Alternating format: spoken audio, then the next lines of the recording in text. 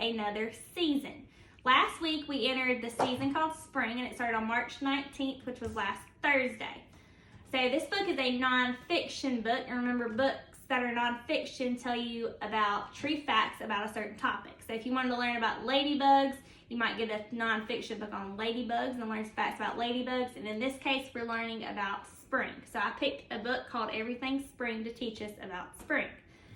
The other two seasons that you already know that we've talked about was the season of fall, where you had the leaves falling off the trees. They started changing colors. They started going from orange, brown, and yellows. And then you went into another season that was the last season we were in, which was winter. And in winter, all the leaves fell off the trees. They were bare, and you might see some snow in some areas. We didn't have any snow here this year, but some years we do have snow and the weather gets really cold. But now we're starting to go into spring. You start seeing warmer weather, and you're going to start seeing flowers grow. You start seeing some baby animals come about. And sometimes you see a lot of rain because it helps the flowers grow. So this book is going to teach us about spring, so we're going to go ahead and read it. And it's called Everything Spring by Jill Esbaum, which is the author, and your authors write your books. Spring tiptoes in, stirring up earthly smells, coaxing color from the winter brown woods. And what do you think that color is coming up from the winter brown woods? If you guessed flowers, that's correct, because it's the color in the flowers that are coming up from the winter brown woods. In new undergrowth, barely visible, spots. Curled up, legs tucked, a newborn fawn watches. And a fawn is what you call a baby deer. Spring nudges awake slumbering trees. Leaves unfurl to hide fluffy nestlings gobbling a buggy breakfast. And what do you think it means that spring awakes slumbering trees?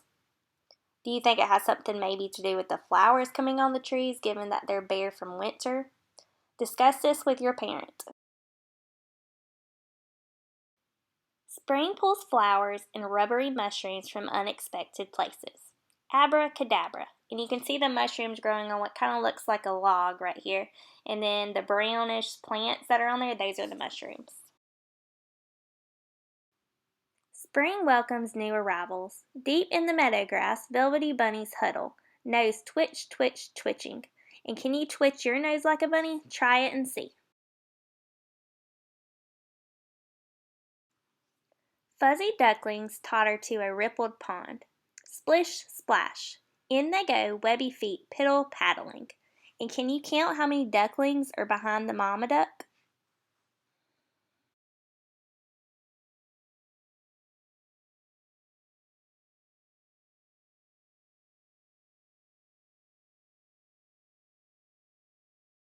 If you counted the number 7, you are correct. Spring brings babies to the barnyard. Peep, peep, peep. Hoppy yellow chicks explore beyond the nest. Silken piglets root for breakfast. Squeak!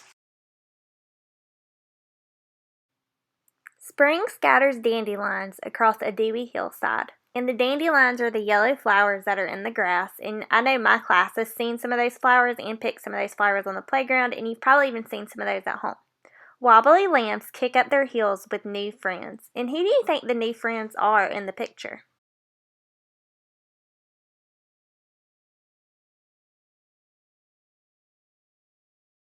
If you guessed other lambs, you are correct. Spring turns trickles to streams. And if you see the two pictures on the bottom, the first picture is of a tadpole and the second picture is of a froglet. And that's what frogs look like before they turn into big frogs. In a sheltered bend, wiggly black tadpoles wait, feeling froggier by the day.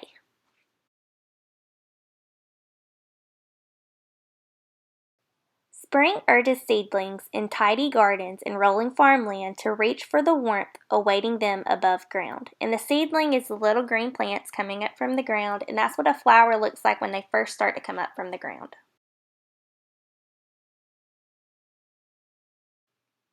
And invites wind-scattered seeds to take root in her soft, damp soil.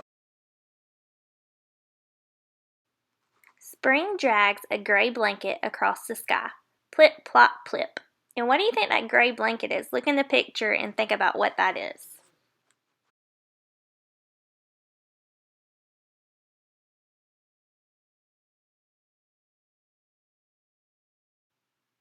If you guessed a rain cloud, you're correct, because in the spring, a lot of rain comes down sometimes to make the flowers grow.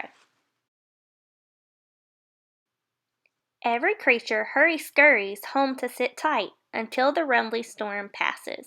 And you can see all the little animals running away to get out of the storm.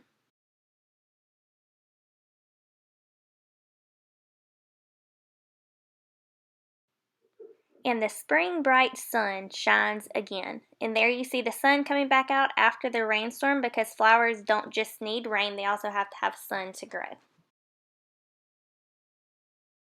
Alright, so since we're done reading the book called Everything Spring, I want you to write a list of things that occur in spring and have a parent help you write the list.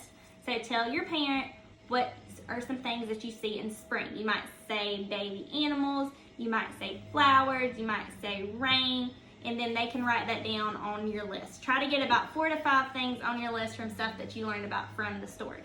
Then, after you get done with that, you can go outside and you can do a scavenger hunt. This is going to be attached in a link at the bottom of the video, and you can take this outside on your phone, or you can print it out and use it that way.